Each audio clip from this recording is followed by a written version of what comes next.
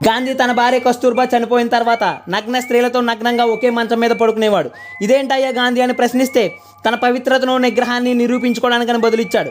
గాంధీ నిగ్రహం నిరూపించుకోవడం ఎలా ఉన్నా తన పక్కన నగ్నంగా పడుకున్న మహిళల పరువు సమాజంలో విలువ పోతుందని గాంధీ ఆలోచించలేదు. ఇంకొక విశేషం ఏంటంటే అలా నగ్నంగా పడుకున్న మహిళలలో తన పెద్ద కోడలు మను గాంధీ కూడా ఉన్నారు.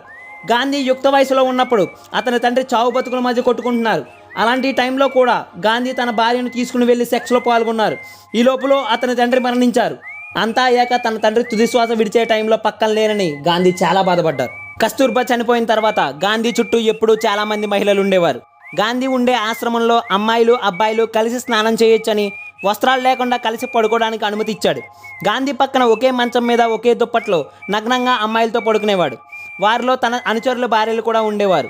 కానీ తన అనుచరులు వాళ్ళ భార్యలతో పడుకోవడానికి మాత్రం అనుమతి ఇచ్చేవాడు కాదు.